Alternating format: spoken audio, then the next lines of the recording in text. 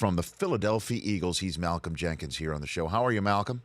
I'm doing well. How you doing? I am doing just fine talking to you.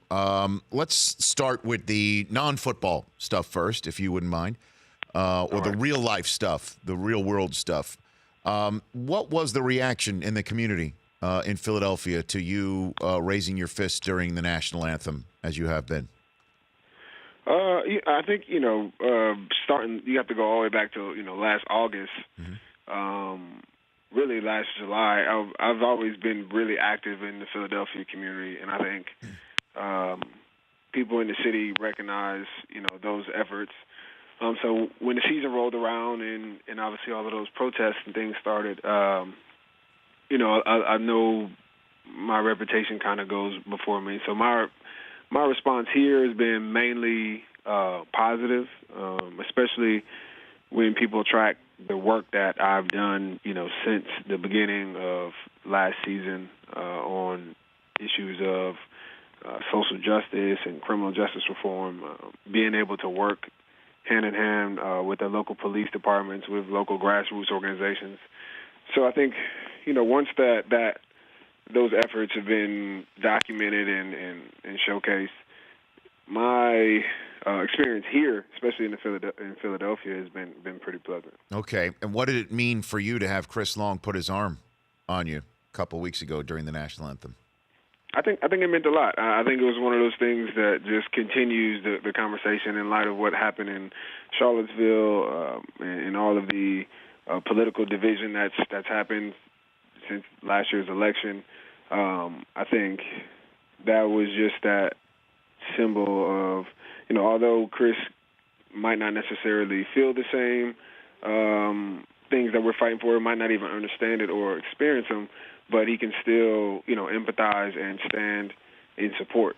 And I think that's a message that, America needs right now. What about the team owner, Jeffrey Lurie? Has he reached out to you about this? And if so, what has your conversation with him been about it? Yeah, well, we've talked. He's pulled me aside a couple times throughout even the off season, and just let me know that he supports me and he's proud of me for being able to use this platform to speak, on all of these issues, and that somebody needs to do it. And so I think I felt very, very comfortable with doing not only the protests, but all of the work off the field in these particular areas, whether it's going to D.C. talking to legislators or and needing permission to go, during the week. I've been allowed to do that. Being active here in the local community is setting up meetings with the police. They've been very, very helpful with that. Well, in terms of that, Malcolm Jenkins of the Eagles joining me here on the show. Anquan Boldin has been with you and vice versa, going to Capitol Hill on these subjects, and he flat out retired from the league, saying that he wants to do that and focus on that without football in his life. What did you think of his retirement with that statement, Malcolm? I was surprised that he retired, but I wasn't surprised at how passionate he was about these issues. He's somebody I've been hand in hand with this whole off season and all of the work when it comes to social justice. And he's recently had a family member killed by an officer who was unarmed, and so a lot of these issues that play across our TV screens doesn't hit close to home. It's in his home, and so I know how passionate he is about using this platform to make change. So I wasn't really surprised. Is that something you'd be thinking about doing someday? What Anquan just did? Retiring or presenting, doing this full time. I think, obviously football is my number one thing right now. And, I love the game and still have a lot of good years to play. But I do think whenever that time is done and I'm done with the game, I think I will, obviously continue to use my platform, whether it's through my foundation or it's through activism to make sure that, I can make the world the place that I wanted to be for my kids. Now, what did you think of Jim Brown's comments recently that he supports Colin Kaepernick, but not the way he's been going about it, disrespecting the national anthem and the flag? What did you think about that, Malcolm Jenkins?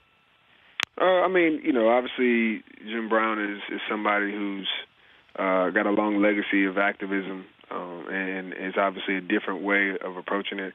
His opinions on what's the right way to demonstrate what's the wrong way is, his opinion. I think the biggest thing is guys starting to use those platforms to not necessarily draw attention to the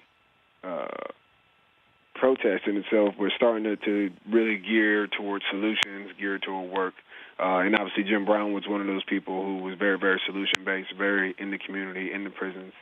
And I think it's time now to start to move that conversation to the work that is actually being done. There are players that are doing a lot of different things outside of the protest that I think can benefit communities and this country. Well, that's one of the comments from obviously a GOAT in the Pro Football Hall of Fame. And then there's LaShawn McCoy from the current ranks of the National Football League saying that Kaepernick is not even that good enough of a player to bring on a team to invite whatever distraction or chaos that might come from his acquisition. And I'm wondering, as you as a defender, somebody who plays on the other side of the ball, would you agree with that assessment of Colin Kaepernick? No, I wouldn't, just because I don't consider what he's doing or what he did last year a distraction. I'm, a player who he raises my fist every week. There's other players around the league that take a knee, raise a fist, and I don't think anybody feels that they're irreplaceable or that because they are this great of a player that they're immune to criticism or whatever. I think that's a ludicrous statement. And like I said, when we're talking about Colin Kaepernick, we're not talking about him being in trouble or getting arrested. We're talking about him really standing up for injustices, and I think that context needs to always be attached to it. So, I think those comments are unfortunate because you start to see, other athletes who don't realize the platforms that they're sitting on, and then begin to criticize other players who are using theirs. Well, I guess in a way he was saying that he's just not even that good enough of a player. And he's an offensive player, so I guess he would know from the X's and O's there. But you're a guy who would have to defend him in terms of Kaepernick. If you're asking me if Colin Kaepernick is good enough to play in the NFL, I think he's proved that already. There's plenty of other quarterbacks that would prove that he belongs in the league. Malcolm Jenkins joining me here from the Philadelphia Eagles. Couple more minutes. And in terms of football, help me out with what the Eagles are going to look like this year. I mean, you got a second-year quarterback who performed extremely well last year. You've got a second-year head coach with now a full season under his resume. What are the Philadelphia Eagles going to look like this year in terms of goals-oriented and then wins-losses, Malcolm? Wins, losses, I don't know how that's going to look, but, I think our goals are to win a division, and we feel like we're way more than capable of doing that. Obviously, we feel really good about Carson in his second year, adding a lot of new pieces with Alshon Jeffrey, Torrey Smith, LeGarrette Blount, Nelson Aguilar is playing really well for us. That opens up, more space for Zach Ertz. And so I think our offense, we feel really good about their development and how they're gelling. Our defense is in its second year. We started really, really strong last year. We want to continue to build off of that. I think Tim Jernigan up front is just going to be a beast for us. We got Ronald Darby on the outside. We got through a trade that I think is solidifying some questions we had at corner. And then other than that, everybody else is their second year in. We feel real good about it. So I think, the team is still, in this last week of kind of evaluating who's going to make the 53. But, we're in a division week one, and, we're going to come out swinging. All right, and on a scale of 1 to 10, of 1 being we got this and 10 is absolutely beyond concerned, what is your concern level for Saturday, November 25th, 2013, Malcolm Jenkins? 2017, pardon me. What's your concern level? Like 2013? No, 2017. What do you got for me? 2007? Oh, we got this. What do you mean this? What do you mean by we got this? Seriously? There's not even a serious concern about going into the big house 2017, Malcolm? No, none. Zero. Oh, come on now. I know you got bravado. I know it's the Ohio State and all that stuff. Guys, this is the first time you guys have made it close in like 10 years. Uh-huh.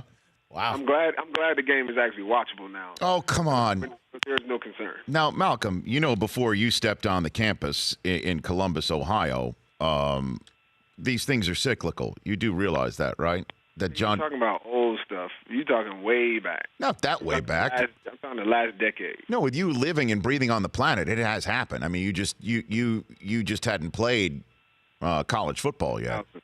Since 2000. Mm-hmm. You guys won maybe 2? Okay. Is it possible that you and I can revisit this issue later on this fall? Yeah, if you promise to, after you guys lose again, if you don't go into hiding, we can definitely talk about it. I will never go into hiding. You know where you can find me. That's number one. Okay, that's number one. Number two is how deep in the referee's pockets will Ohio State be for that one? Just enough to get 1 yard. That's what I was looking for. Fantastic, man. Hey, look, I really love what you're doing, Malcolm. I really enjoy watching you play football and then realizing that there's a greater aspect of life. And, and I really like how you're going about your business, quite frankly. I appreciate that. You got it. And, I asked this of Chris Long. This will be the last question for you. What do you say to the stick to sports crowd, Malcolm? Those who tune into the National Football League to be entertained, not to have this conversation placed next to their escapism. What do you say to that? Well, the biggest thing is I try to get people to empathize with me. I don't like preaching to people, but the NFL is made up of 70%, black athletes. Each of these teams have stadiums or play in cities that are in urban communities. And so to ignore some of the problems in those communities, I think, would be wrong. And so even, here in Philadelphia, as we look at, we're approaching Labor Day, and we celebrate, people's rights to get jobs and provide. And then you can look into some African-American communities that I represent, communities that I've come from, and I've seen how, people who've made mistakes over the years, our criminal justice system has stopped people from getting jobs. And so there's opportunities for us to highlight ways to change that. And we have that platform. We have that ability. And so for me to get on this stage and stay silent, I think would be just as wrong as somebody who, was trying to stop that change altogether. Okay. Well, good luck against Washington in week 1, Malcolm. Good luck against Indiana on Thursday night for your team. And like I told you moments ago, I really like what you're doing. And like Ohio State last November, I'm there for you the whole 9 yards, Malcolm. I appreciate it. I appreciate it. Okay, take care. That's Malcolm Jenkins, at Malcolm Jenkins on Twitter. The Rich Eisen Show, weekdays at noon Eastern on radio stations across the country and audience. If you like that, please download our app. There's lots of fun things there other than just more of the videos you just saw. You can call us from the app. You can email us from the app. Just download it. Trust me, you'll enjoy it.